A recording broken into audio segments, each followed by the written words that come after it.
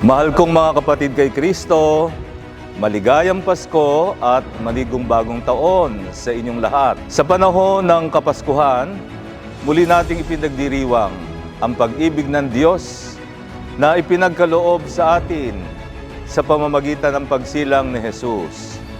Siya ang liwanag at pag-asa ng sanlibutan. Isang malaking biyaya at kagalakan para sa ating parokya na tayo ay napili bilang isa sa mga Jubilee Churches sa pagdiriwang ng Jubilee Year 2025.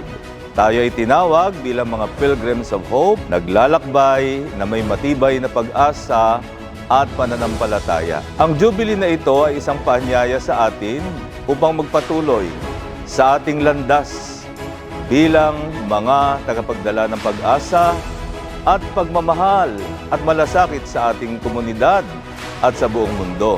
Sa darating na taon, nawa magsilbing gabay sa atin ang tema ng Jubilee upang higit pa nating mapalalim ang ating pananampalataya at pagkakaisa bilang isang simbahan. Ang Pasko at Bagong Taon ay pagkakataon para magsimulang muli ng isang bagong pag-asa at malasakit sa bawat isa. Muli, isang maligayang Pasko at manigong bagong taon sa inyong lahat.